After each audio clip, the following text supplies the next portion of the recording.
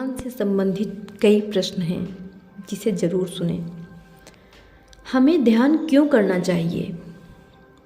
मालिक कहते हैं, ध्यान का अर्थ है लगातार एक विषय पर गौर करना या उस पर मन को टिकाए रखना। आध्यात्मिक गुरु कहते हैं कि हम जिस चीज़ का ध्यान करते हैं वही हो जाते हैं। अनुभव भी इसे प्रमाणित करता है। दूसरे शब्दों में, हम जिस चीज़ का ध्यान करते हैं उसके गुण, स्वभाव और अवस्था खुद ब खुद हम में आने लगते हैं। इसलिए जब हम सूक्ष्मतम अर्थात परमात्मा का ध्यान करते हैं तो हमारे भीतर स्थूलता के स्थान पर उसकी सूक्ष्मता का संचार होने लगता है और हम उसकी तरह बनने लगते हैं। हम उसकी तरह बनकर ही उसमें लय हो सकते हैं, जो हमारी जिंदगी का परम ध्येय है। लेकिन यह तभी संभव हो पाता है जब हम एक निष्ठ होकर लगातार दैनिक अभ्यास करते हैं। नेक्स्ट क्वेश्चन है, दैनिक अभ्यास के लिए हमें क्या क्या तैयारी करनी चाहिए? तो मालिक कहते हैं, सवेरे ध्यान के लिए तैयार होने का तरीका यह है कि हम सूर्योदय से पहले उठें, मंजन करके हाथ मुंह धो लें, अगर ज़रूरी समझें तो स्नान कर लें, अन्यथा यह आवश्यक नहीं है। आशय यह है कि आप स्नान, चाय, अखबार या व्यायाम आदि दिनचर्या में समय लगाए बिना जितनी जल्दी हो सके ध्यान में बैठ जाएं। ढीले और आरामदेह कपड़े पहनें। दैनिक अभ्यास के लिए एक स्थान और एक समय निश्चित कर लें। अपने घर के सदस्यों से कह दें कि वे ध्यान के बीच में व्यवधान न डालें। अलार्म घड़ी में आधे घंटे का समय निश्चित कर दें। घड़ी न होने पर मानसिक घड़ी का सहारा लें। 3 से 6 महीनों के बीच इस समय को बढ़ाकर 1 घंटा कर लें। अगर निर्धारित समय से पूर्व आपकी आंखें खुल जाएं, तो आप उन्हें फिर से बंद कर लें और ध्यान करते रहें।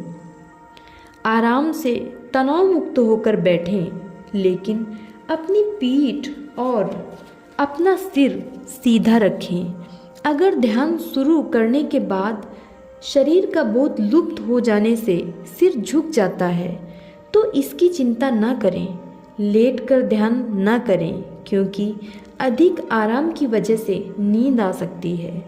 हृदय में ईश्वर का ध्यान ही वास्तविक पूजा है।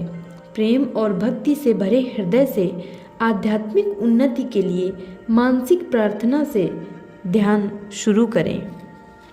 नेक्स्ट क्वेश्चन है, ध्यान कैसे करते हैं? तो गुरुदेव बताते हैं, आंखें बंद करके इस विचार के साथ कि ईश्वरीय प्रकाश हमारे हृदय में विद्यमान है, हम ध्यान शुरू करते हैं।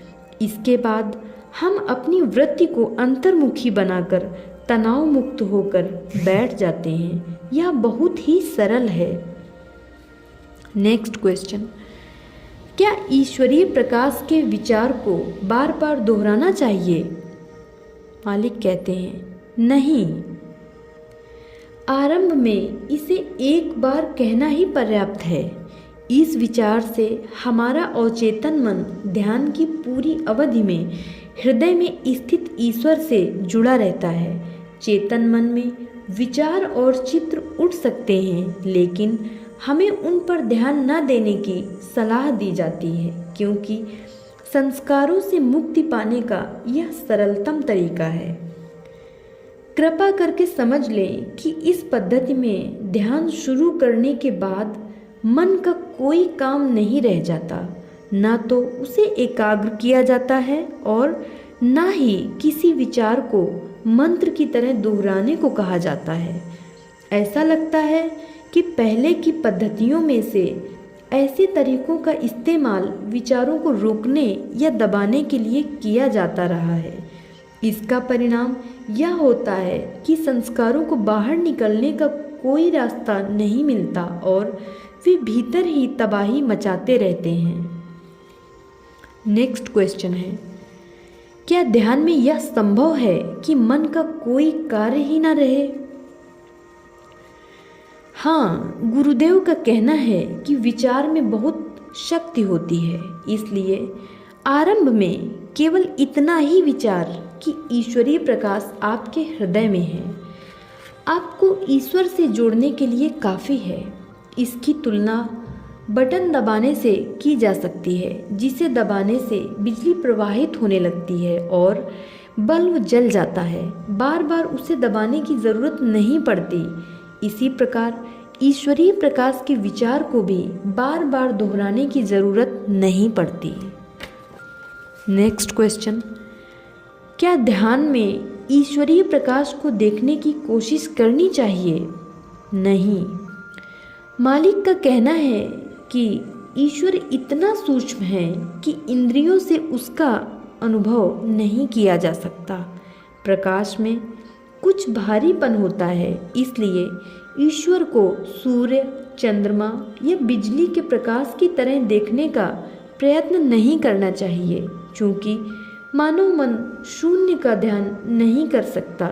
इसलिए ईश्वर को हम एक भाव के रूप में लेते हैं और इस प्रकार का विचार लेते हैं कि वह हमारी चेतना को भीतर से प्रकाशित कर रहा है। नेक्स्ट क्वेश्चन है, फिर ध्यान में हम करते क्या हैं? गुरुदेव का कहना है कि हम ध्यान में कुछ नहीं करते। यहाँ हम सक्रिय नहीं, निष्क्रिय रहते हैं। गुरुदेव के अनुसार ध्यान वह दशा है जिसमें हम प्रतीक्षा करते हैं कि दिव्यता हमारे भीतर प्रवेश करे। ध्यान का यही सबसे स्वाभाविक तरीका है। हम इसमें शारीरिक या मानसिक स्तर पर कोई क्रिया नहीं करते और ईश्वर के प्रति पूर्ण समर्पण की हालत में अपने हृदय में उसके आगमन की प्रतीक्षा करते हैं। सहज मार्ग की शिक्षा यह है कि अध्यात्म के मार्ग में आपके स्वयं के लिए और ईश्वर के लिए अलग अलग कोई स्थान नहीं है। जब तक कोई क्रिया करते हुए आपको अपने होने का बोध रहता है, चाहे वह क्रिया ध्यान और साधना के नाम पर ही क्यों न हो, तब तक ईश्वर का वहाँ होना संभव नहीं है। हाँ, जब आप अपने को भूल जाते हैं तब वह जरूर वहाँ होता है। आत्मविस्मरण की यह दशा सहज मार्ग साधना में ध्यान के द्वारा जल्दी ही आ जाती है। नेक्स्ट क्वेश्चन है, यदि हमारे विचार ध्यान में बाधा पहुंचाते हैं तो हमें क्या करना चाहिए? मालिक कहते हैं, ऐसा मानकर कि यह दूसरे के विचार हैं, आपको अपने और उन विचारों के बीच एक प्रकार की दूरी पैदा कर लेनी चाहिए। गुरुदेव कहते हैं कि आपको इन विचारों के बीच एक प्रकार की दूरी पैदा कर लेनी चाहिए, जो आप अपने बिन बुलाए आए हुए मेहमानों के साथ करते हैं। अगर आप उनकी तरफ ध्यान नहीं देंगे तो वे खुद ब खुद चले जाएंगे। अगर आप स्वयं को विचारों में सक्रिय रूप से उलझा हुआ महसूस करते हैं तो आप मन को इन विचारों से अलग करके उसी मूल विचार पर ले आइए कि ईश्वरीय प्रकाश आपके हृदय में विद्यमान है। लेकिन इसका मतलब यह नहीं है कि इसे मंत्र की तरह दोहराया जाए। वैसे केवल नए लोगों के लिए यह थोड़े दिनों की समस्या होती है। नियमित दैनिक अभ्यास करते रहने और समय समय पर प्रशिक्षक से सीटिंग लेते रहने पर आप पाएंगे कि विचारों का भारीपन धीरे धीरे समाप्त होता जा रहा है और वे आपकी आंतरिक शांति में बाधक नहीं रह गए।